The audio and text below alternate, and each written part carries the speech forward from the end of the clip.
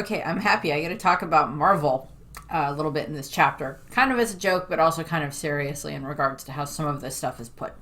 So, uh, time for One Piece chapter 1130. Also, I want to do a quick shout out to my grandpa, who I know will never see this, but his 93rd birthday was earlier this week, so happy birthday.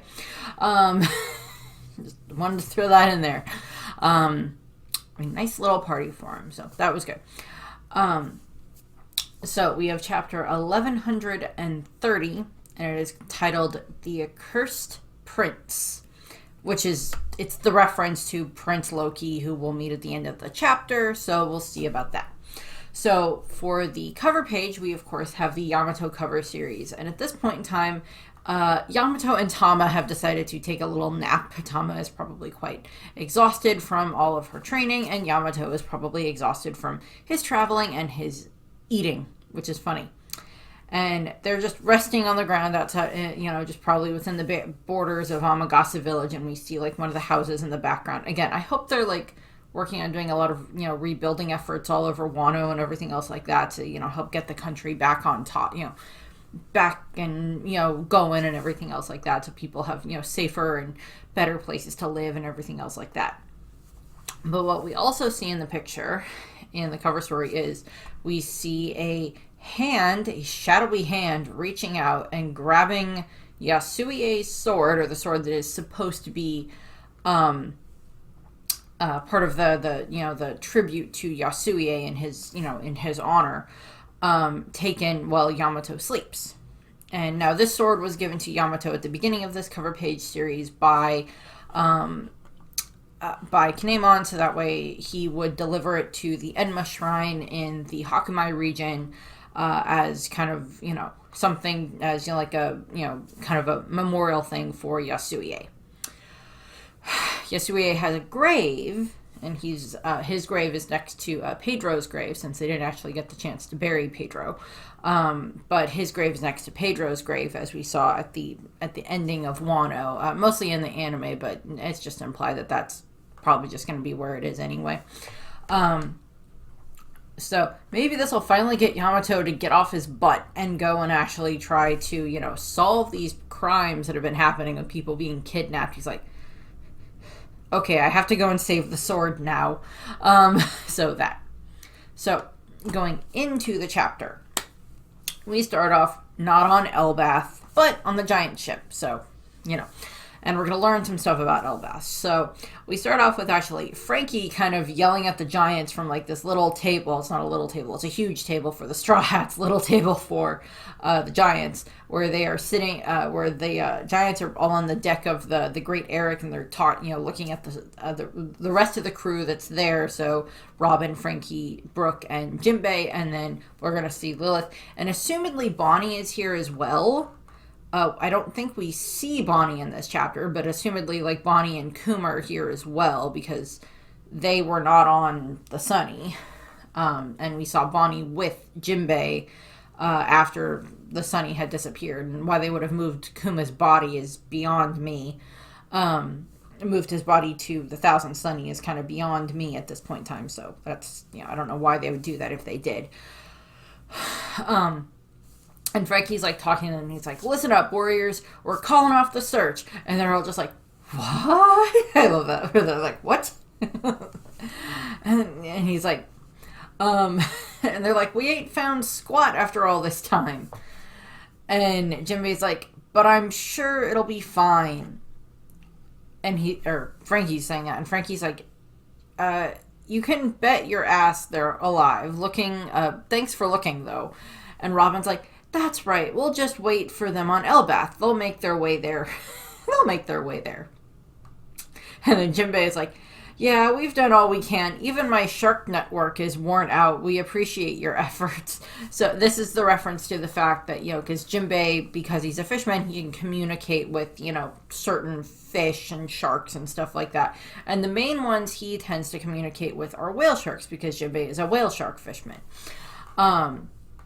So he mainly communicates with the whale sharks, and these are like the same whale sharks that or similar, probably not the exact same ones, but similar whale sharks that help like the Luffy and Jinbei and the others escape from Impel Down during that part.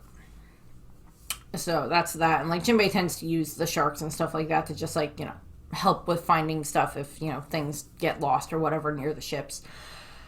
And Brook's like, yeah, we're also out of food. Let's not starve ourselves to death. Skull joke. And so then we get Broggy is just like, I see. I'm sure it'll be fine if their crew says so. And they're like, okay. Like we kind of see like the Great Eric kind of jumps out of the water with joy, I guess. Don't ask me. It's a ship. Although we do see like some of the battle damage that's around the ship, because there's like we see like a chunk on one side that's like been broken. We know that they had to like tie back on their figurehead.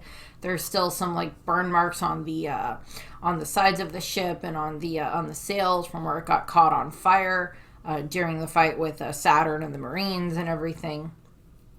So it's like we're seeing some of that. The damage is still there, and the Great Eric's going to have to get repaired again.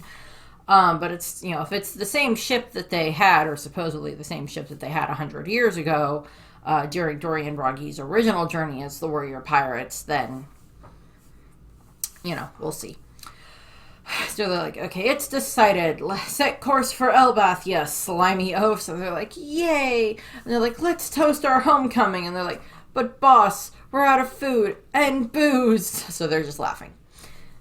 Now we cut to they are on Elbaf. Luffy and his crew are on Elbaf. Finally, it only took them, 25 years or something like that to finally get there. But they are on Elbaf. That is confirmed in this chapter.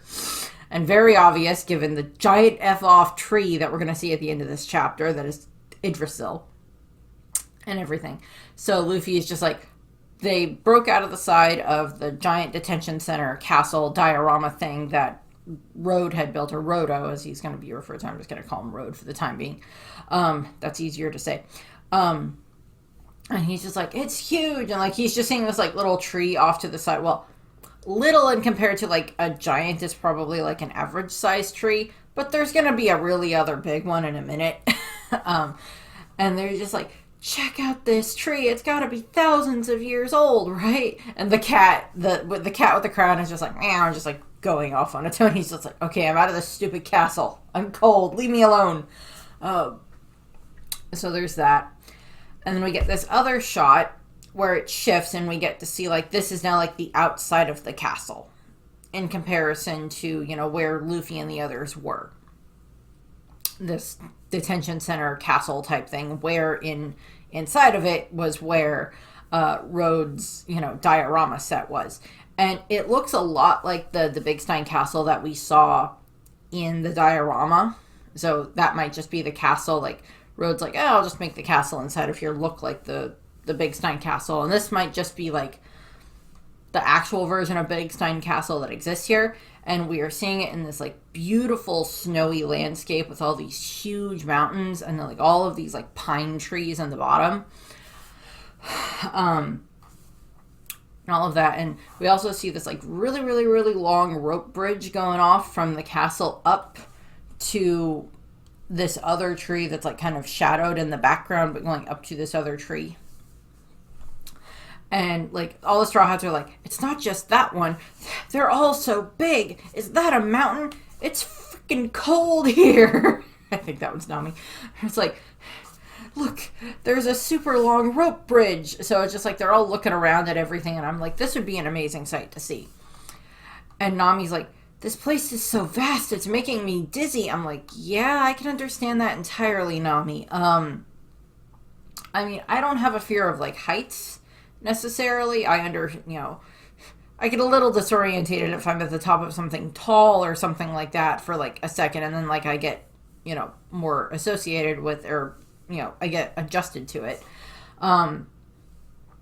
Our state capitol here is very, very tall, and I've been to the top of it multiple times throughout my life on different tours of the Capitol building. It's a beautifully designed building. And it's this, so it's like very, very tall, and like you can get to like some of the top floors on it and like look out at everything, and it's very awesome to look out at, and like you can see like the city for just miles, with as tall as the building is, and kind of to a degree as flat as Lincoln is. So like I've been in that situation before, then I've been in like other situations where I've been up really high, and I've been in planes, but it's that's a different type of thing, because it's like your feet are at least still stationary if you're on top of like a building. And I've been to mountains in Colorado, and that's also just like amazing views and stuff like that as well.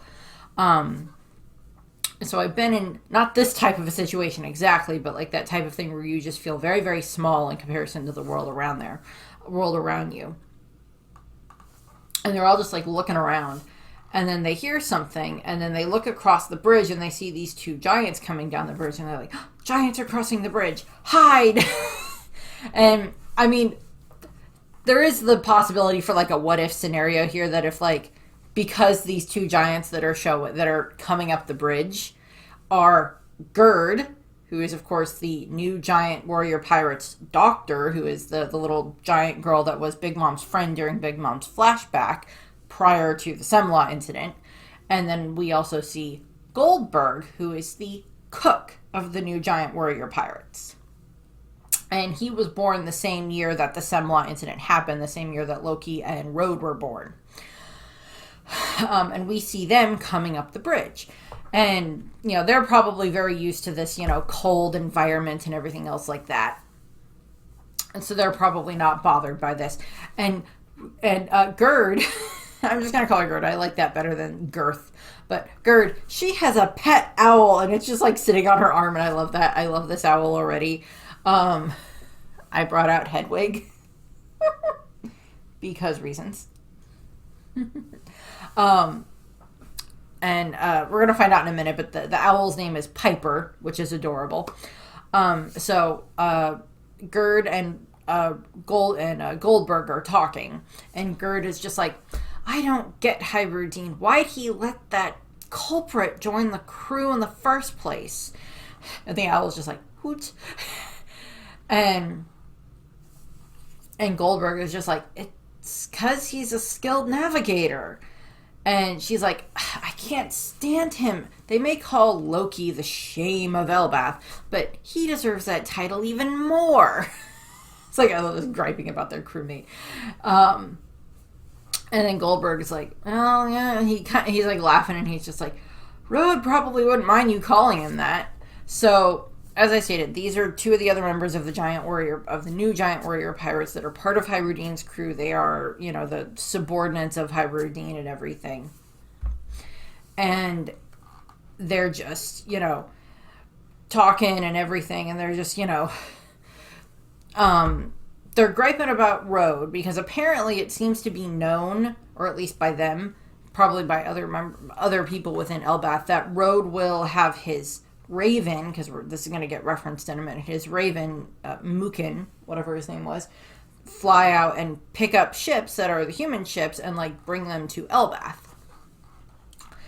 And so Gerd talks to Piper, who is her owl, and she's like, I can at least make this look somewhat. Will you please balance on my hand? Okay. I can't see your eyes. Okay, I'm gonna hold you like this, because that works better. And she's like, you're sure of what you saw, Piper? His crow was carrying a small ship, right? Hoot. So we're getting that. This is the reference to when, Mukin went out and picked up the Thousand Sunny and brought it back to Road. And Goldberg starts laughing, or is like, we're meant to arrest intruders, but Road keeps smuggling in intruders of his own. So that makes sense that the giants would be very cautious about who they allow on their island. Now, and this may have been something that more became like a custom. No, this was probably even a custom or a rule that they followed even before Mother Carmel showed up, because we know that there are other like communities of giants that live outside of Elbath, because like that's where that's where Saul came from, because he's not from Elbath originally, and he even states that not all giants are from Elbath. And what we're kind of learning here is that, or kind of, getting reinforced or reminded of, is that Mother Carmel had to like trick her way into the island, because the 100 years ago, when when the giant warrior pirates had been at large, and then Dory and Bragi started their duel of honor and everything, and the rest of the crew, Oimo and Kashi and all the other ones, went back to Elbath. And on their way back to Elbath, they were captured by the world government, and they were going to be executed. And then Mother Carmel did her whole, showed up and summoned the sun and everything else, summoned the sun and everything else, and spoke on their behalf. And we learn later that this was all a big arrangement between her and the world government, so that way her, as the mountain witch, as her child seller, would be able to get onto Elbath. And we know that this works because she gains favor with the giants, and they allow her to come to Elbath, and she sets up her sheep's house, or the lamb's house, depending on which way you want to translate it, sets that up. And she's very, popular among the giants, or at least within that area of the giant of Elbath. And, because she helped with being able to allow their warriors home.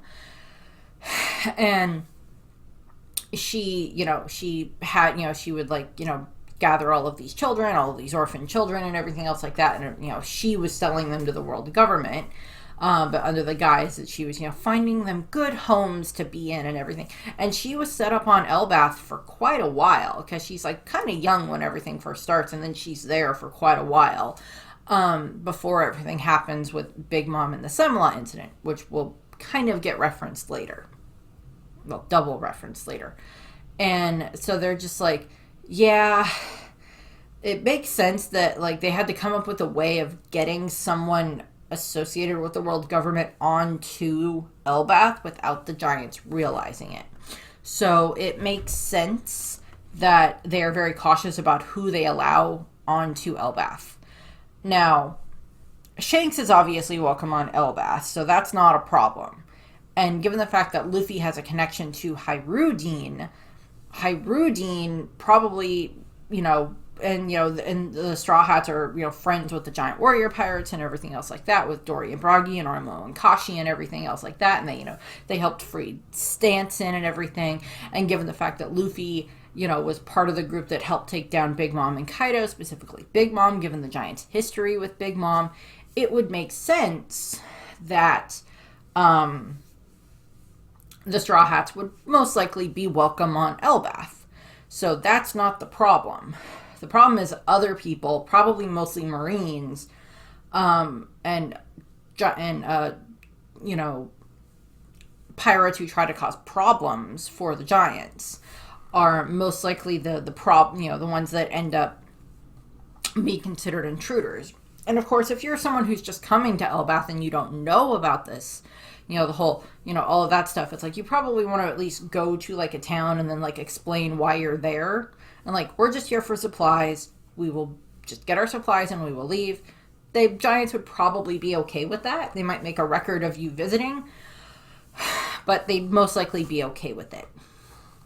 But then you have, if they're people who have caused problems for the giants in the past, and they probably don't want them there. So it makes sense that they would be very worried about intruders and everything. So, they're, and what Road keeps doing is, instead of there being intruders that arrive on Elbath that may not necessarily intend to be intruders, because the Straw Hats are not meaning to be intruders. They were going to arrive with Dory and Bragi, and then, do that and everything, and get, formally invited into the island, I guess. It's like vampires. They can't enter your house unless you allow them to, unless you invite them in. Not quite the same way, but you get the idea. And, we don't know. It's Whitebeard may have been considered an ally of the giants as well, and he may have been allowed in Elbath at various points in time. Roger may have been allowed as well, when he was on his journeys. We just don't know, because we don't know enough about, their association with the giants. So, there's all of that. And we cut to this other angle where we just see like Gerd and Goldberg's feet as they're walking past where the Straw Hats are, and they're just like hiding on this tree as they're just like poking their heads around. And Luffy is just like, they look like they're nice people, like getting ready to walk over and talk to him, which is hilarious. And they're just like, Luffy, get back! Like they're trying to hold him back and everything, which is just funny. And and we hear Gerd say, we'll let Elder Jarl know as soon as we find them. So that is, okay. I love this reference again because this confirms that there is one giant that is around that is over 400 years old. So this is referring to Jarl. And I don't remember if he was Lord Mountainbeard or Lord Fallbeard, but he was the one that Linlin did not kill in the Semla incident flashback. And he, was the one who tried to kill Linlin after the incident and spared her because of Mother Carmel, and all of that stuff. It had been assumed for a while by the readers and the viewers that like he may have died, because that was so long ago that incident happened in the first place, 60 something years ago. That incident happened in the first place, and it's just like he was already like 350 something years old, so now he's over 400 years old at this point in time. And so they're just like, us as readers are just like, he's still alive, he's gonna look even more ancient than a lot of other really old characters that we've seen, and that would make him the oldest living person in the One Piece world that's not a human. That's still Kureha by a long shot, but like that makes him like the oldest living person in the world that we are aware of. There could be other giants who are similar to him in age, but he's it's kind of implied that like Jarl and Jarl were like the original captains, or like one of like the previous generation, and then there may have been another in between generation, and then there was Dorian Broggy's generation, and now there's Hyrudian's generation as like the giant warrior pirates, because like the Dorian Broggy kind of mentioned like seniority earlier, or someone mentions seniority in a little bit in regards to like the giant warrior pirates and just like the giant society and stuff like that. So they mention Jarl. And that'll be fun to whenever we get to see him and like have the Straw Hats meet him, because he would know so much about what happened with the Linlin flashback, and then him meeting Luffy would be like this whole thing of just like, oh, thank you for helping take down Big Mom and everything else like that. She is, she's been, like kind of the monster under the bed for a while for some of us as well, and like he can kind of, if she's been defeated, so he can kind of feel to let like Jarl rest in peace in that point in time, like the one who had shamed him and how she ended him, could allow his soul to rest in peace, and whatever their version of like Valhalla is, in that regard. So. And then we cut to the Straw Hats, and they're like whisper shouting happily, and Usopp is crying. He's like, "Did you guys hear that? They said Elbaf. We finally made it!" So he's just so happy. And then Sanji is, of course, just fawning over, Gerd, giant woman, blah blah blah blah blah. And he's just like, "I never thought I'd see such a giant babe." And Luffy's like, "Hey, over!" Because Nami just like slaps her hand over his mouth, and she's like, "Moron! Did you hear them? They're looking for intruders." Now, there's obviously the whole question here of like, well, had Gerd and Goldberg, names start similarly, had Gerd and Goldberg like seen the Straw Hats, or like have the Straw Hats heard them mention Hyrudian? Because I don't think they heard them mention Hyrudian. Otherwise, Luffy or Usopp or Zoro, because they all met Hyrudian, and Usopp would definitely remember Hyrudian. He's the one that lifted Usopp up and proclaimed him God Usopp, and everything. So I don't think they heard them say that part of the conversation. I just think they heard the part about the intruders. And it would be very interesting to see what would have happened if they had heard them actually mention Hyrudine, and Usopp's like, did they mention Hyrudine? I think. It's like, yeah, he's our friend. Yeah, maybe we should go and talk to these guys. Maybe they'll understand. And I think Gerd and Goldberg would probably understand that, like, the Straw Hats were technically brought here, at least to this section of Elbaf, against their will, by, you know, the giant raven and everything. So there's that. But Gerd and Goldberg hear something, probably Luffy shouting, and they turn and they look over at, like, where the Straw Hats would have been at, like, the start of this bridge, because they just finished crossing the bridge. And they just kind of look, and it's just like, probably our imagination. Yeah.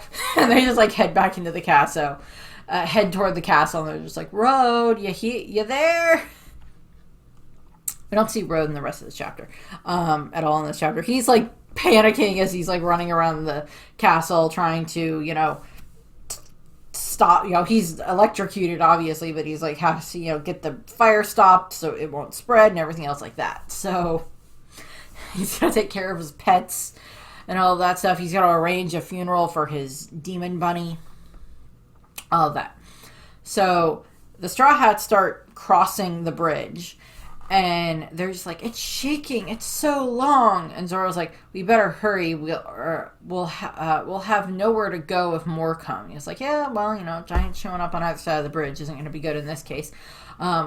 Again, you explain the situation and it'll probably be fine. It's like, we were brought to this island against our will. Yes, we wanted to come to Elbaf, but we were with the giant warrior pirates. We were with Dory and Broggy. We're the Straw Hats type of a thing. You know, this is Straw Hat Luffy. He's a Yonko. And, you know, they'd probably be like, oh, yeah, no, we were told you were supposed to come. No, it's fine. We'll take you to Hyrudine and we'll get you, you know, blah, blah, blah, blah. All that stuff. But that's not the way this goes, because they're crossing the bridge. And I think it's Usopp that's just, like, terrified. It's just, this was made for giants. The gaps are too big. And it's just, like, Nami is riding on the back of Chopper, who's in Walk Point. And he's just like, keep going, Nami. I used to cross a rope bridge like this all the time. You get used to it. Or it's Nami's the one that's freaking out about, like, the gaps in the bridge. And, of course, this is a reference to, like, how Chopper and Kureha used to get around Drum Island is, you know, they would run around on, like, all of those rope bridges that had been strung up around the island. And that's why it looked like Chopper was, like, a flying reindeer pulling a sleigh, for the reference to Christmas and everything there, to Rudolph. So there's all of that. So that's the callback to that. And Usopp is just like, this is just a trial to prove we're worthy warriors. And he's just like, terrified. And Luffy is just like, they're all, like, walking along the planks of the bridge. Luffy is up on top of the rope that is, like, covered in snow. And he's just like, listen, because, like, Luffy looks serious as he's, like, kind of considering something and, like, listening. Probably, like, just using his haki to sense what's going on around him. And it's Nami. It's like, the forest below is filled with huge wolves. It's like, yeah, we see, like, the giant wolves in the background. And I'm like, yeah, those are big. I wouldn't want to deal with them either. Those might be, like, I hope we get, like, another reference to, like, Fenrir in this, obviously, at some point in time. Like, there's something that's, like, a giant pet that's a wolf called Fenrir, or something along those lines would be nice. Or if there's, like, a Fenrir devil fruit, that could be possibly, like, the devil fruit that, like, gets referenced in this chapter. But we're not sure. But that would be fun. And Zoro's, like, looking up at Luffy, and he's like, what's wrong, Luffy? And Luffy's like, you feel that? I'm getting goosebumps. Which is saying something if Luffy's getting goosebumps from something. Because, like, Luffy, yeah, he was a little cautious when he was trying to fight, like, Big Mom in Whole Cake Island. But at that point in time, he was not meaning to try to defeat her at that point in time. He was meant as a distraction. Same thing with when he was fighting against Katakuri. He was meant to be a distraction for Katakuri. And then when you get to Wano, Luffy is just, like, so pissed because he's just heard the story about, like, Oden and everything else like that. And he's met Tama, and he's seen a bunch of the stuff that's been happening in Wano at that point in time. That, you know, he's just so pissed at, you know, Kaido for everything that's happened in Wano that he's just, like, barges into the fight with Kaido in the first place and gets knocked out. Gets soundly defeated by Kaido. And then when they're on the roof fighting against Kaido, Luffy is just, he's more angry than anything because now he sees, Kinemon and the rest of the scabbards all just, broken and bleeding and hurt and everything else like that. And, Luffy isn't at that point in time where he's like, oh, I'm gonna be, like, I'm not scared of you right now, Kaido. I have not been scared of you since I got here. I am more angry than anything. Because if you want to make Luffy angry, withhold food from people he cares about. That'll make Luffy angry. That's exactly why he fought Kaido in the first place, is because of, Tama not having food and because of the promise he made to Momo. But, so Luffy is just like, in those situations, Luffy wasn't, he wasn't necessarily scared. And I'm not saying he's scared here. It's just, he's getting goosebumps, which is saying something. If there's someone out there whose power is either so high level or so malicious, which it might be a good word to pin to the person that this feeling is coming from, is malicious.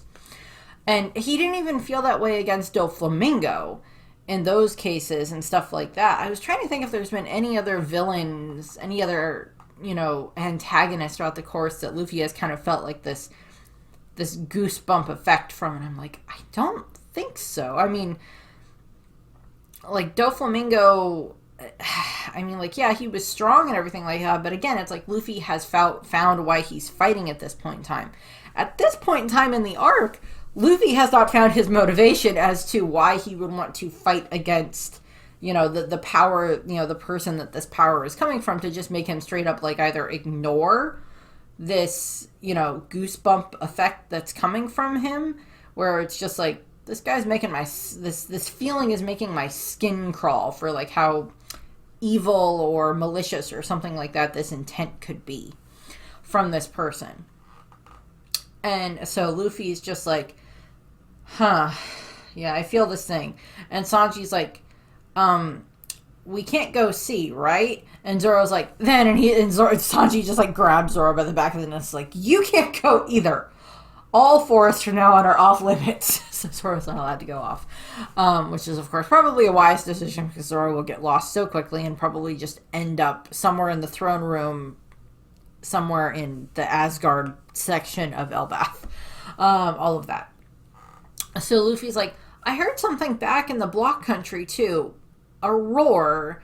It's gotta be coming from down there. So he's just, like, pointing down into the forest area. And he's just like, I'm going on ahead. And he just, like, jumps down. And they're just like, what? He just jumps down. And Chopper's like, hey, Luffy, what are you doing? The wolves are down there.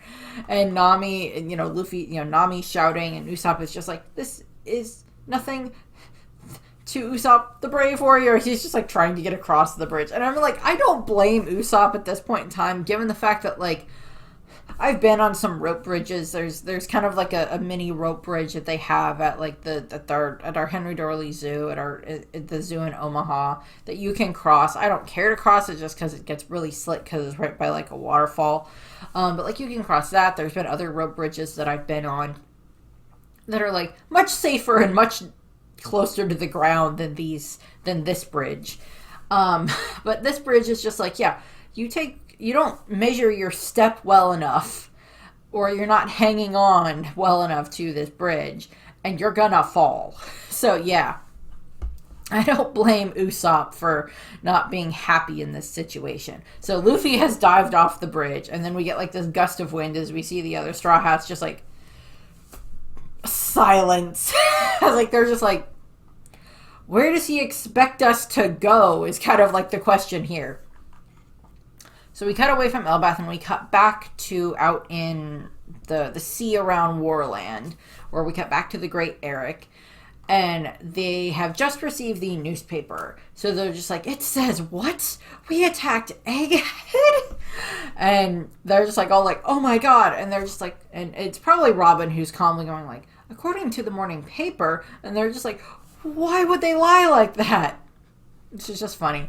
And we see Broggy, and he's just like, it's too small to make out, so he can't read the newspaper. So Robin's just like, I'll read it. And she pulls out the newspaper, and she's reading it. And she's like, the giant warrior pirates have awoken after a century-long absence. They set Egghead ablaze with Emperor Straw Hat Luffy. The captains of this legendary crew, Broggy the Red Ogre and Dory the Blue Ogre, have received new bounties of 1.8 billion berries apiece.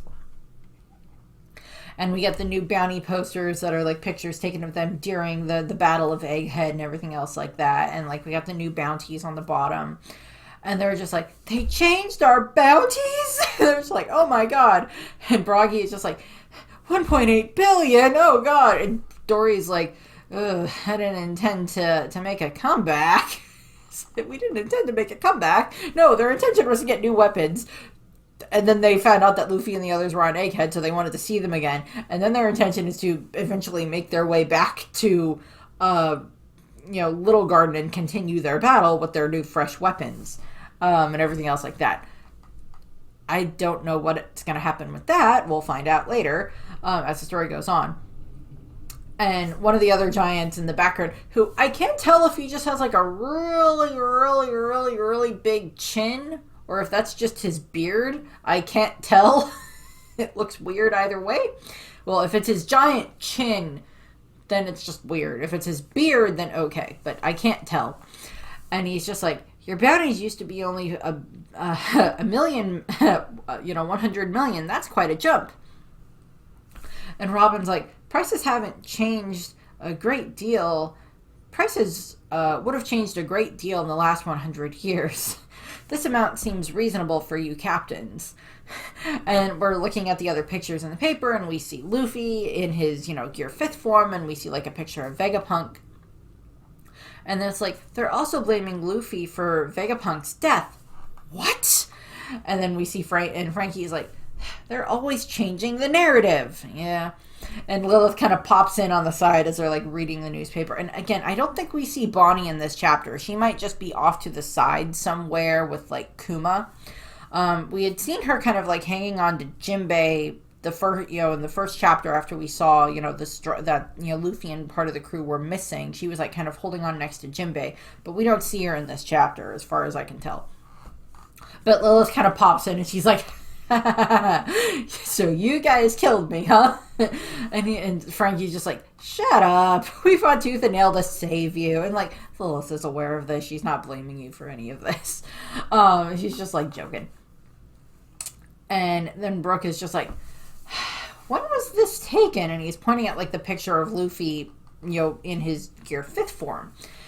And Jinbei is like, the WEJ, the World Economic Journal, somehow always gets their scoop, even on Egghead. Whoever took this picture probably got a handsome reward. And Robin's like, hey, when Luffy turns into that freedom form of his, does he normally get this mark on his arm? And she's looking down at the newspaper, because the picture that we are seeing of Luffy is him, like kind of doing like the Nika dance. And on his left arm, there is the X mark. And I looked back at stuff in the anime, because like most Luffy is like right-handed for the most part, so most of his attacks tend to be like his right hand. Sometimes he will use his left hand and he'll do the punching barrages and everything like that. But I was trying to find pictures with him in Gear 5th where we see his left arm, or we would see like that part of his left arm, and there really weren't that many to begin with. First of all, most of the stuff we see is like his right arm, or we don't see like that part of his arm, or they're like the barrage of punches or something like that. Or his like sleeve is covering it. But in this case, he doesn't have his, vest on in this picture, because he had been wearing the Egghead clothes and not his red vest. So now he's not in the red vest anymore. So now we're getting to actually see his arm. And so they're just like, so Robin is looking at this and she's like, was this mark always there and he's in this form? And I think it's like Jinbei or Frankie that's like, not sure. He was hopping around too much for me to see. And it's like, it seems off.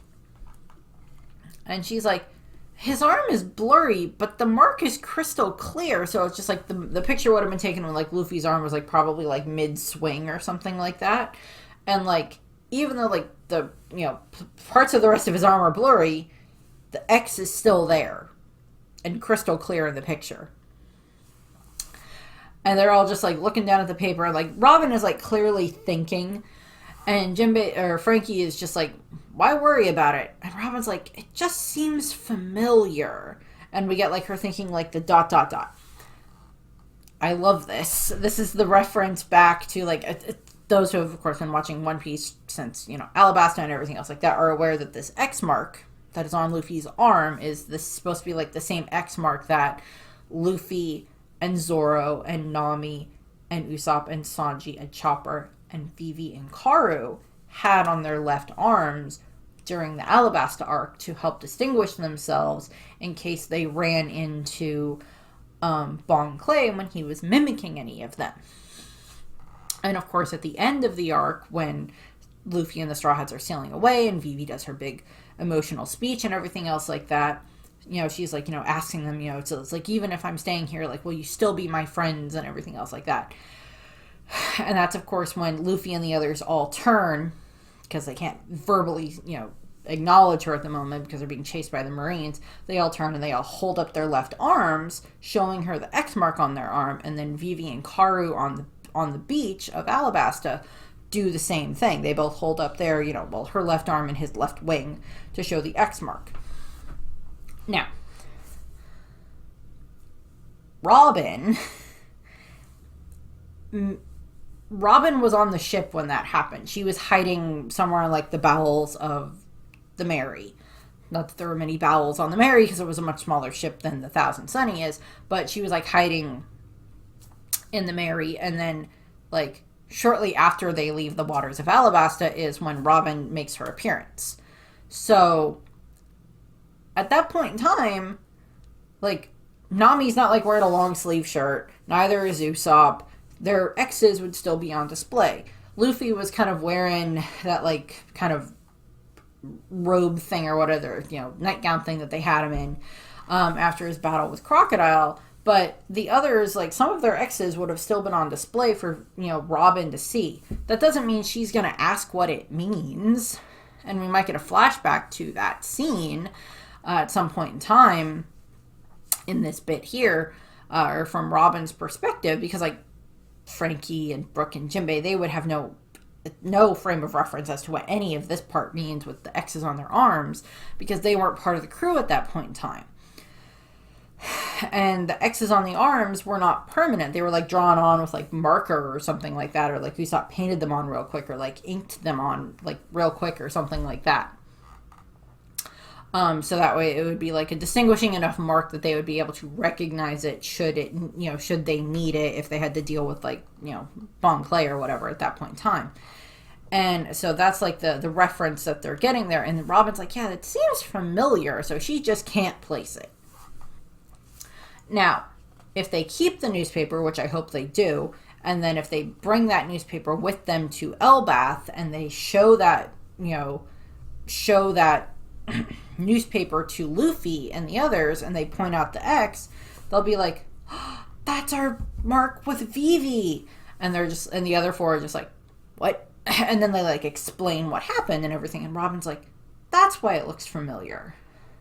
A bunch of you guys had it while you were running around Alabasta and having to fight Crocodile and everything. That's why it looks familiar and everything. Because like she wouldn't have had the frame of reference as to why they did that in the first place necessarily, or what that X came to mean.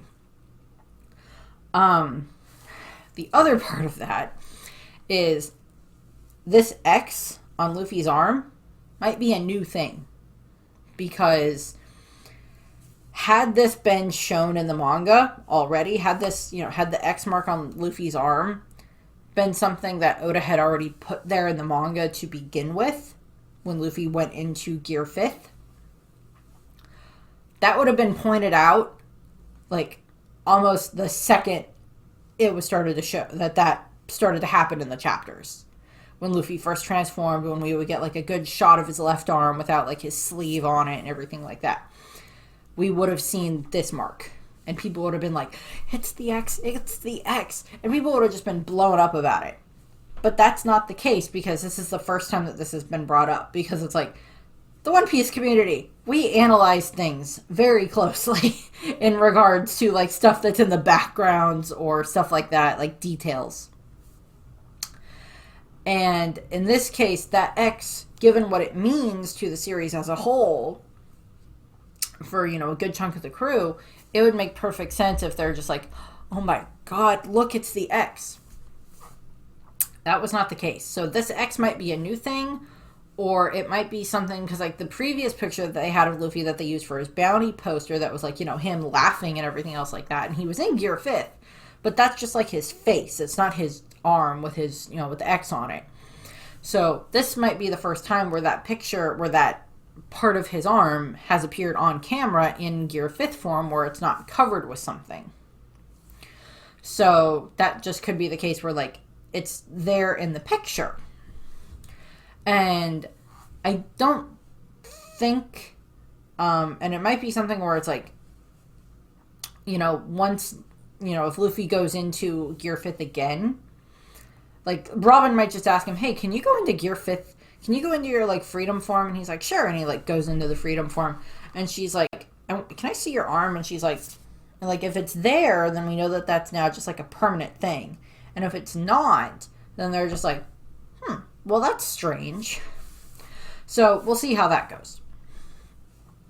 Moving on, Dory says like, so Straw Hat is officially on the same standing as Red Hair, right?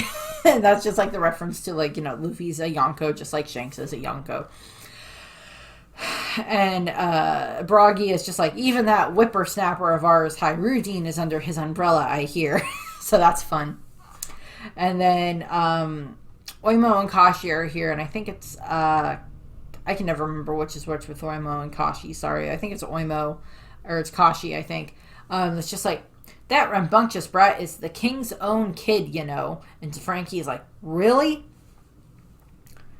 This is something that's going to get brought up later, because something is going to get referenced to someone else in a second. That is another son of the king. Now, some of the translation that I read of this for like the chapter summary was like that there was like a different phrasing for how they referred to Hyrudine as a, you know, the king's own kid, or like the king's son, as opposed to this other one who was referred to as Loki. The way that Loki is referred to as like the king's son.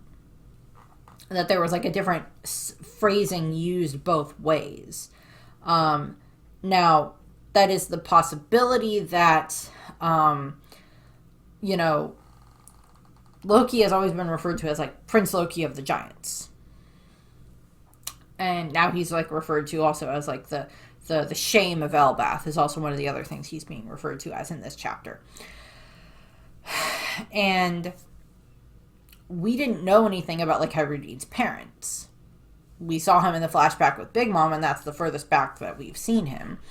Also, we know that Hyrudine is 81 years old, and Loki is 63 years old. Same thing with like Roden and Goldberg. They're all the same age. So there is this possibility that like Hyrudine is born to like the Giant King's lover, but was not an actual prince in like the legitimate sense of the word. And Loki may have been actually born to like the king and the queen, so he is the prince in the legitimate sense of the word. So, you know, it's Hyrudine, it's just like he's illegitimate, and Loki is legitimate in this case. A lot of the times in different countries or different societies over the years, you know, depending on like, you know, who the king was, who he was married to, everything else like that, you know, sometimes it was, you know, if he had a bunch of concubines and stuff like that and wives, and it was like, oh, the, you know, yeah, this is like the first prince and the second prince and the fifth prince and the whatever, and then like the princesses and whatever else were like part of that at times, depending on, you know, the society, for like, you know, women can rule and women can't rule and stuff like that. And at times, those, whoever would become king would be whoever was like the more favored son. And in some cases, like in British history, for like the British royal family, there were lots of times where, the king had lots of illegitimate children with many, many mistresses, but like maybe only one legitimate heir, or multiple legitimate heirs with his wife, but like they all died. Or in the case of like King Henry VIII, like he had one son with one of his mistresses, and that son was very, highly prized by him because it proved that he could have a son, so it had to be the problem with like one of his wives that was the problem for why he wasn't having a son. And then I know that in France, there were various points in time where one of the King Louis, the whatever number it was, he had like a ton of mistresses over the years, and he had just like a ton of illegitimate children. And because he had had such a low number of like legitimate children with his wife, he actually made several of his illegitimate children, several of his illegitimate sons, and named them as princes of the blood, which made them like they're like a full official prince, and like should his sons, his legitimate children die, then they would be ones in line for the throne. Now, obviously, a lot of people wouldn't like that because that's putting, an illegitimate person or like a bastard on the throne or type of a thing. Things like that. Which is stuff that gets brought up a bunch with like Game of Thrones and different things like that. And other, societies and things like that, for it's just like, oh, this is an illegitimate person, blah, blah, blah, blah. They shouldn't be on the throne. They're not, natural born or full born or true born or whatever the case is for how they refer to them at times. So what happened, so that's possibly the comparison there between like Hyrule and Loki. And going into this a little bit further, we have one of the other giants is just like, yeah, he wanted to come fetch you himself, but we had seniority. Besides, someone's got to keep an eye out for trouble on Elbath. And they're just like, trouble? And it's the giant is like, it started back while our captains were missing. See, Elbath has another prince. When he was born, they called him the Accursed Prince. So, this is Loki. And I'm assuming this is supposed to be a reference back to what happened during the Semla incident, 63 years ago with Big Mom. When, she had her cravings and everything else like that during the festival. And, the solstice and everything else like that. And, resulted in the death of, one of their elders and the destruction of this town. And, the chief's house had to leave and everything. That... Big Mom, that everything happened there. Loki, Rode, and Goldberg were all born just before that happened. And, this prince being born, and then this horrible thing happening to the country, that would be something where it's just like, that's not a good sign. Because, there were times throughout the course of history where, like, this princess was born and then this horrible thing happened, or there was a marriage between this king and this princess or whatever, and then this horrible thing befell the kingdom, befell their nation or whatever.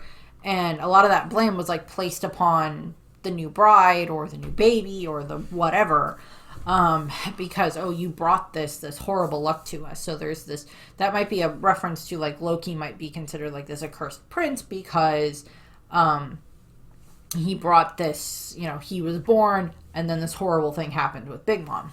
On top of that, we find out that the giant explains, he's devoted himself to darkness, and a few years ago, he was sentenced to crucifixion. He tried to flee, but we warriors all came together to catch him. And Frankie's just like, what? All the warriors of Elbath? And Jinbei's like, his name wouldn't happen to be... And then, like, they're just, the giant keeps talking, and he's just like, yeah, he's not right in the head. And it's just like, you see, there's a legendary devil fruit said to be passed down through the royal family. He desired to eat it. His desire to eat it was so great that he killed his father, King Harold. Now, two things here. The original translation I saw of this for the king's name was Harald, Harald, not Harold. So I'm going to go with the notes that I have for Harald.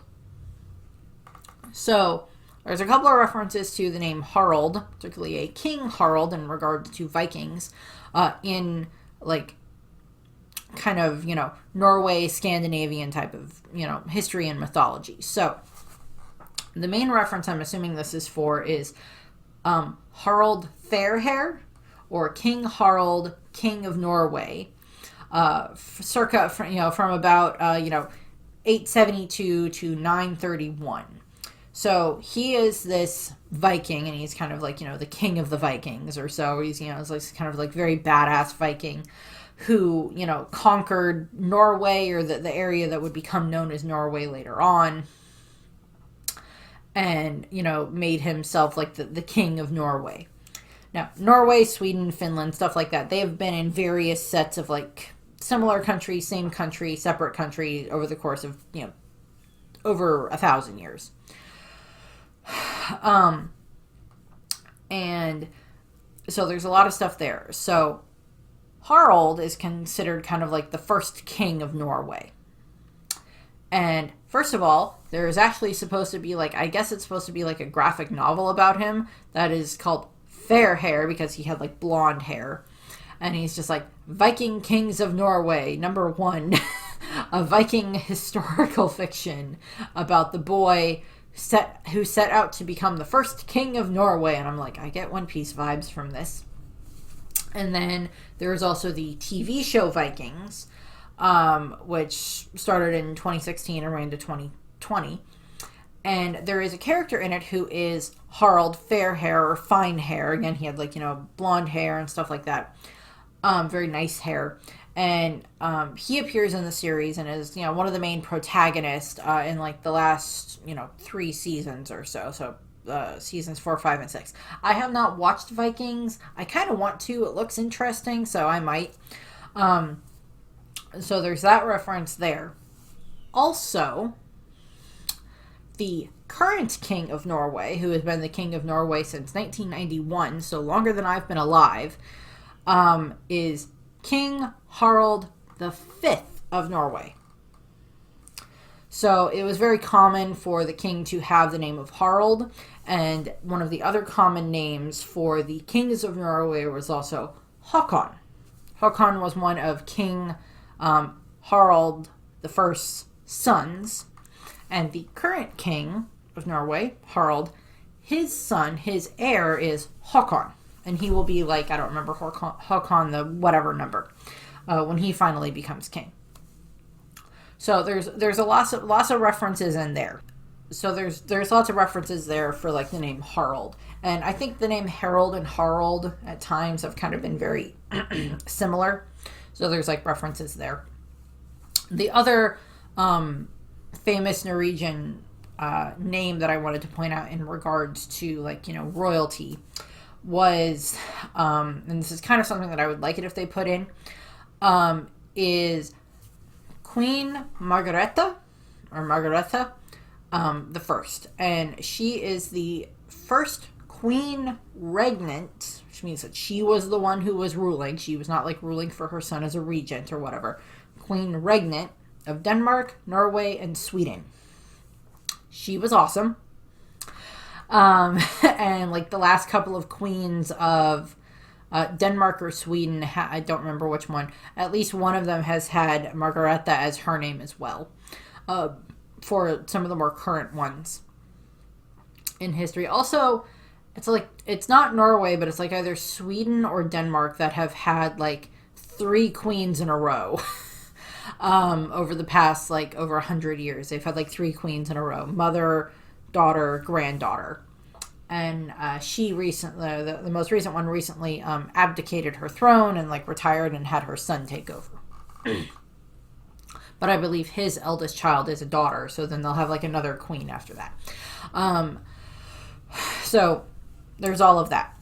I just wanted to point her out. She's awesome. I would love it if she gets brought up again or if she gets brought up in this as like maybe instead of, the king's wife being named Freya, that she's named, Margareta, or there's like someone else who is, who they want to make the queen or something like that, who is Margareta or something like that.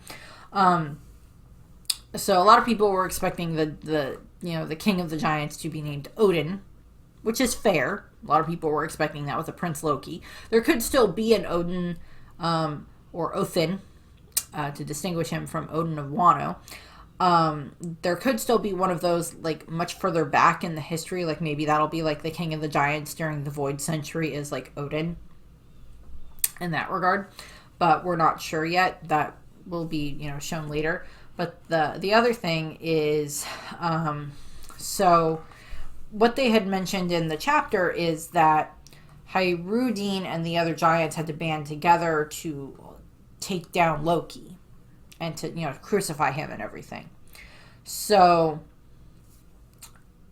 and one of the things, and this was something that I only remember because it was brought up by someone else recently in another video that I watched, and it is that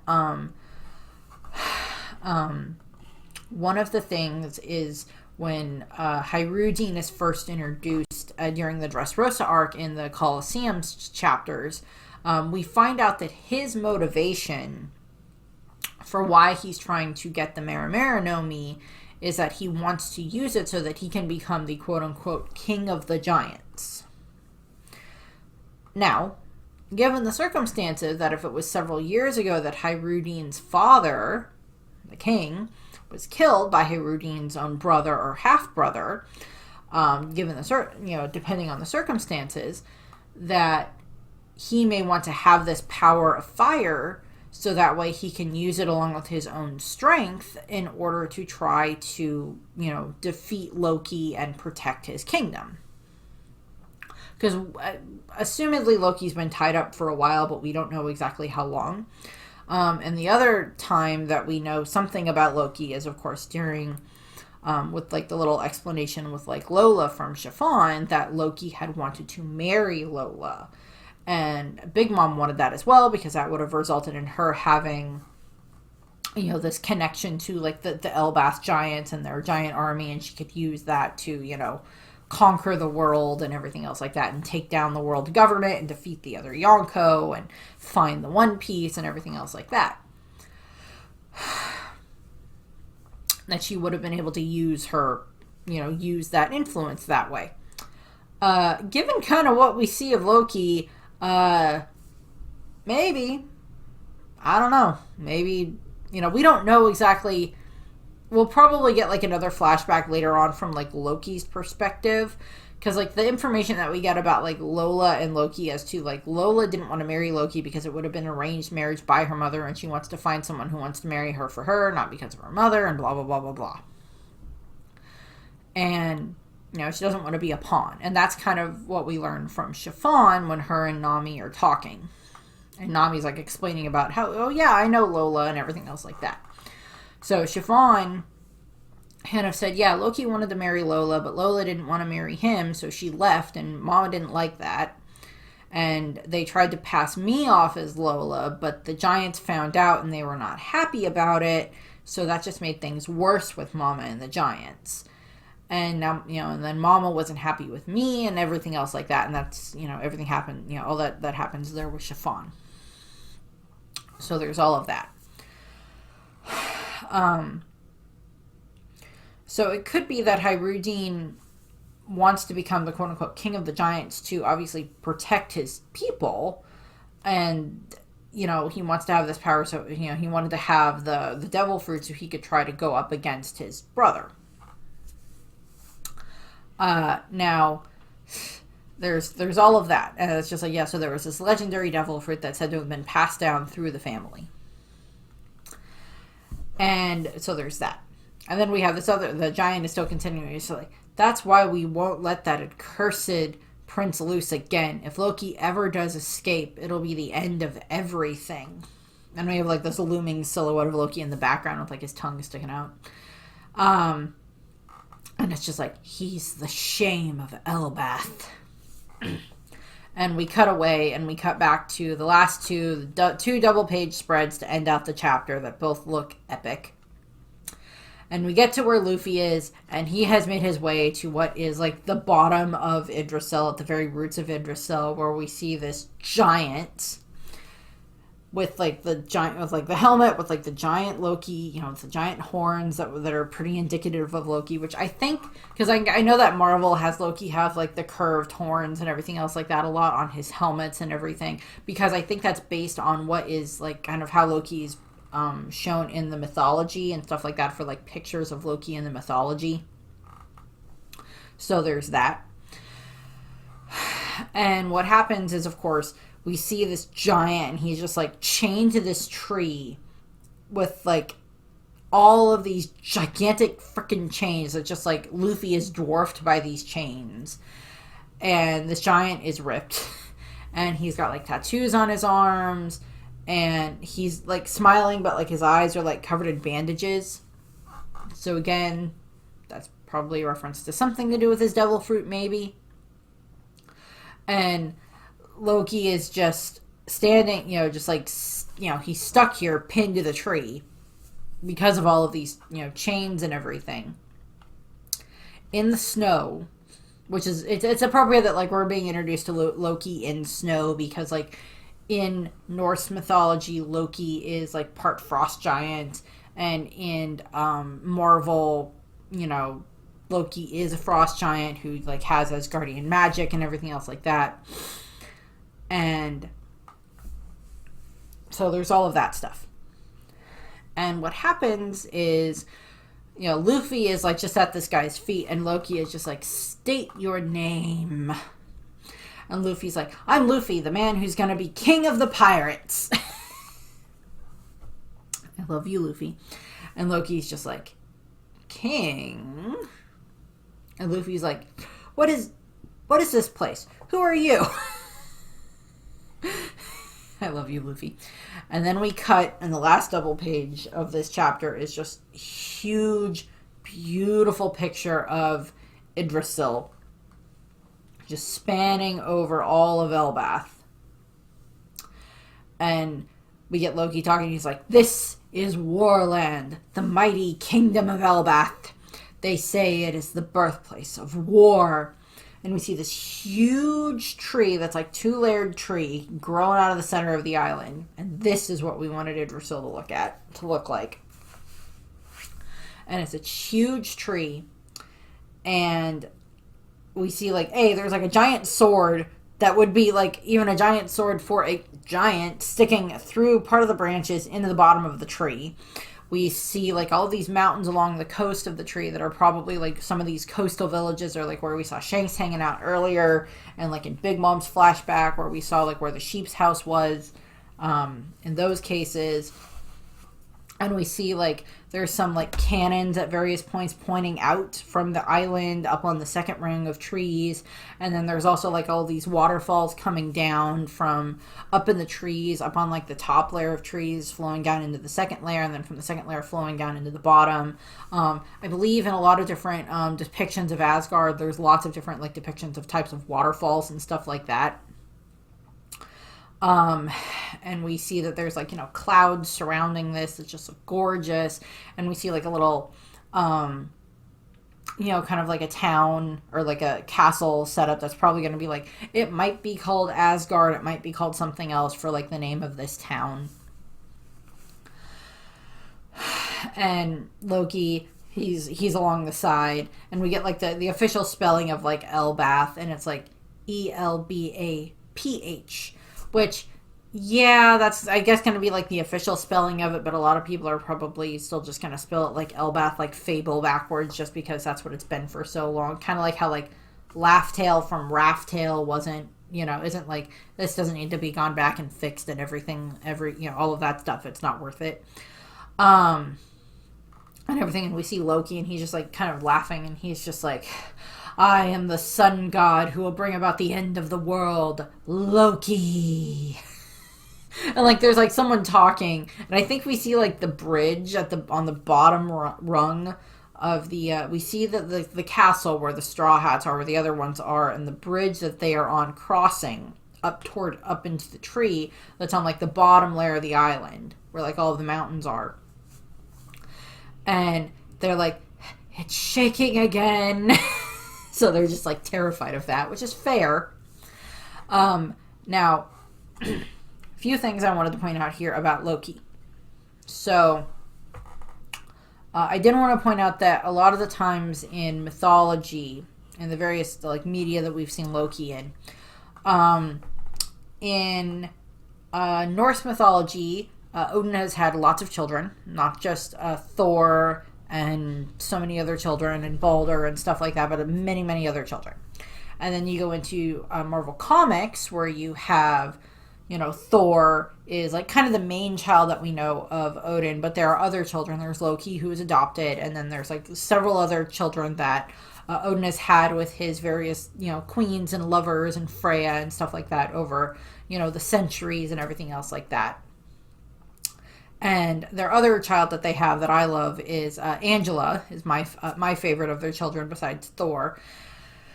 And she is like a daughter of theirs that was like kidnapped by angels when she was a baby, and she's like raised in quote unquote heaven by the angels. And she's dealt with like Thor and Loki throughout the course of her existence and everything else like that. So I love her. She's great. And then in the MCU, which kind of differs a little bit from the comics, we of course have it that Odin has 3 children. He has Thor, and he has Loki, who is adopted, same way that he is in the comics. And then he has Hela, who is his eldest child in the MCU.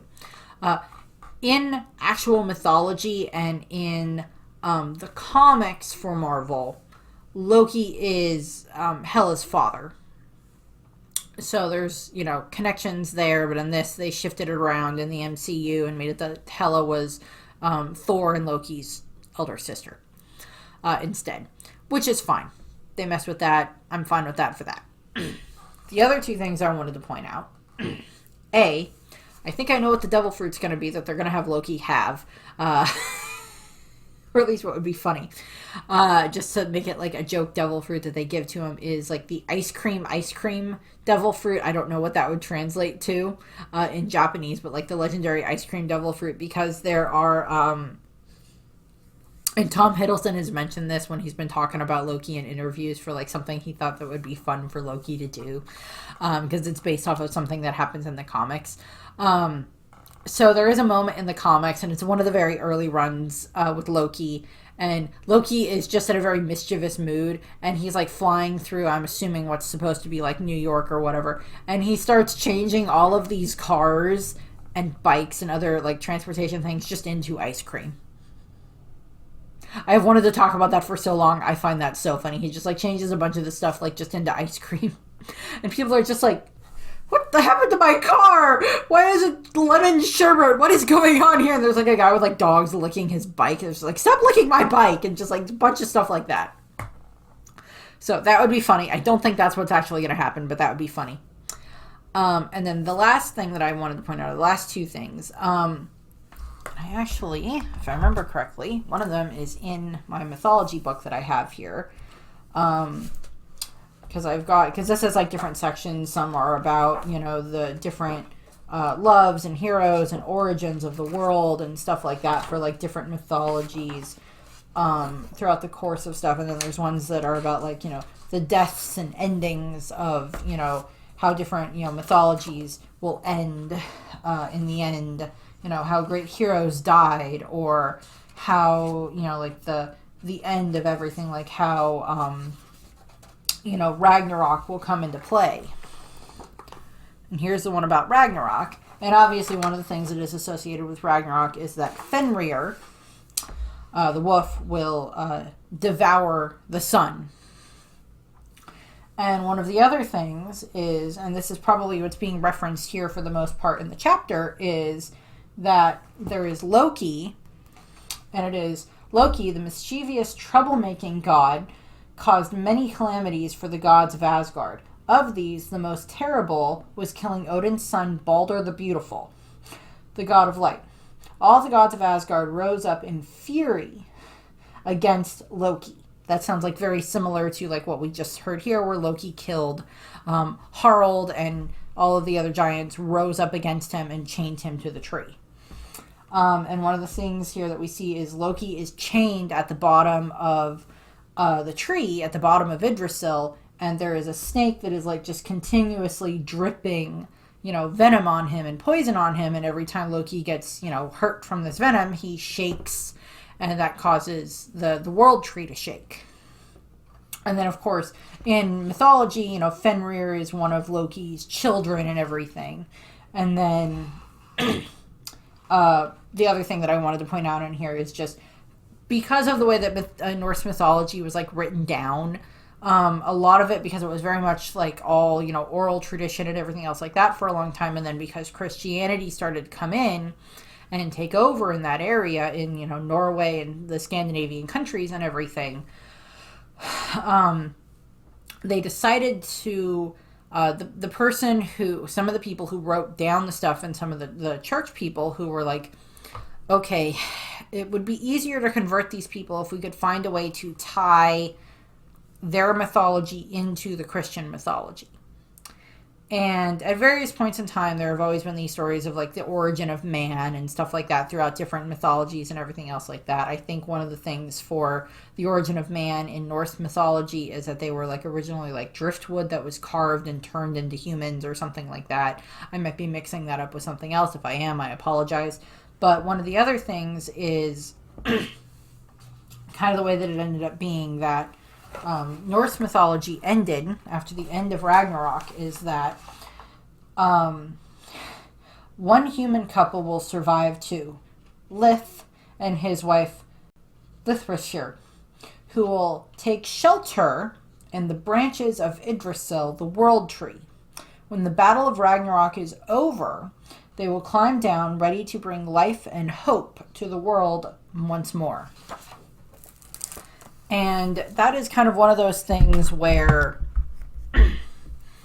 that is like very much obviously tying into, the Adam and Eve story for Christianity and, Judeo-Christian and, Islam and stuff like that, where it is tying into that part of the mythology. Tying into that, religion and everything. And so there's that reference there. And a lot of people have been thinking that like, oh, well, the world tree, Yggdrasil, might be just like one of the other names for it might just be like Adam. Because the Adam wood tree, because that's where like the wood for the Thousand Sunny came from. And I think the Oral Jackson was also made out of Adam wood as well. And such. So there's like connections there that like people think that there's going to be that connection there. And then of course there's like the sunlight tree Eve that is in connected to Fishman Island and kind of somehow connected to the Red Line supposedly, because of those are, all the branches and everything that make up like Sabaody and everything else like that, or like the branches of, the world of the sunlight tree Eve and everything.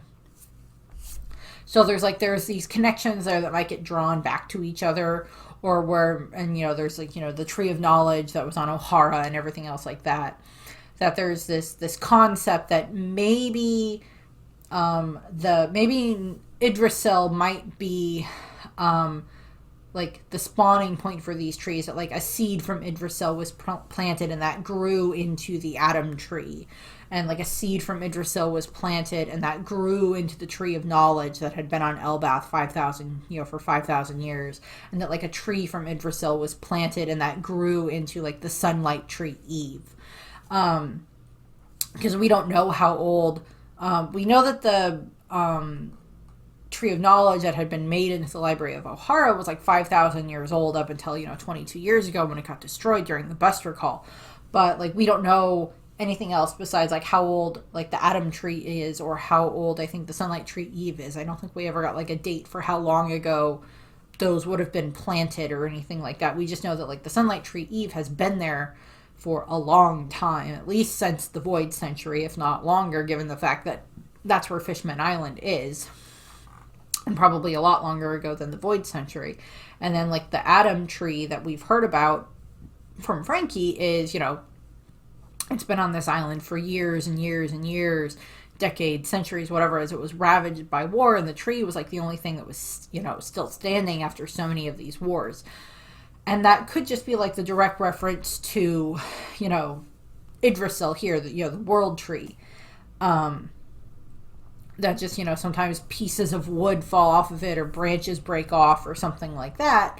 Or branches, probably more like twigs in comparison to the size for this frickin' tree. But, like, stuff breaks off and then, like, some of the giants sell it on the black market. And that's how, Frankie got the wood for, for the Thousand Sunny and everything like that. So there's all of those connections there. The last thing that I wanted to point out in regards to a connection to Odin, and this is something that I only remember or only kind of learned about because my dad and I recently watched a show that was called Twilight of the Gods on Netflix that kind of gave me like a dump of a bunch of mythology in regards to like Norse mythology within like a very bloody course of like 8 episodes, 9 episodes, whatever it was. It's all animated.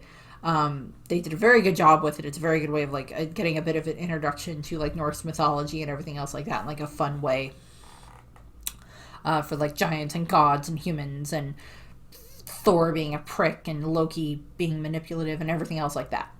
So there's, connections there. And there is a point in Odin's life, and this again might be something that gets connected back to Odin if there's like the Odin might be the king in like the Void Century or something like that, or like one of the ancient giant kings, where Odin ends up, he sacrifices one of his eyes so he can try to gain wisdom, and then he throws himself on Gungnir, on his spear, as like a symbolic ritual suicide. And then he hangs himself from Yggdrasil, from the the tree of life, from the world tree, for 9 days and 9 nights, in order to gain knowledge of other worlds and to be able to understand all of these runes and everything like that that he'd been finding, so he could read them and understand them. And during his, this sacrificial action, he has like all of these visions of like the future, and he receives secret wisdom and everything else like that. And like he gains this magical knowledge that he can use to be able to cure the sick and calm storms and turn warriors against, turn weapons against their attackers, and to make women fall in love and let's make women fall in love and render dangerous troll women harmless, often with just a look, which I just find hilarious. So that could also be a reference here to like what's happening with Loki at the moment, with like him tied to this tree. Forcing him to gain knowledge, but it's also just like Loki is like tied to the roots of the frickin' world tree, which is like kind of what happens to Loki in Norse mythology anyway. For like how that ends. So there's a lot of bit there. And I had one more slight side note that I wanted to add from the previous chapter, from 1129.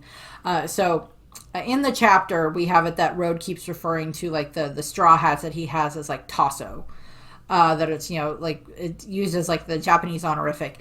I went through and read what they did for the official translation, for like what Viz did for the official translation, and it's not Tasso. What he uses is like ultra rare, so it's like ultra rare Luffy and ultra rare Zoro and ultra rare Nami and everything like that. And I'm like, yeah, you're obsessed. Okay, dude. They're not your dolls, they're not your toys. But so there's like all of that. That's what I have for this. Just review ended up being a lot longer than I intended it to be.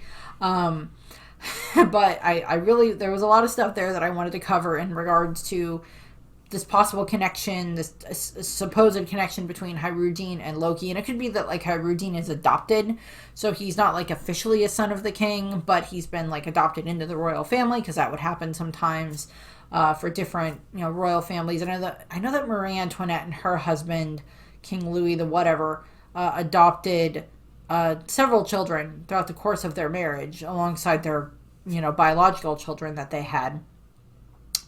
So it wasn't uncommon. It's just like they weren't necessarily in line for the throne, because they're not the king's biological children. So that's what I have. I thank you for watching. I'm gonna have to go get Brenda from the groomer in a little bit, so we'll see how quickly I can get this edited and up. So I thank you for watching, and I hope you enjoyed the rest of your day. Bye.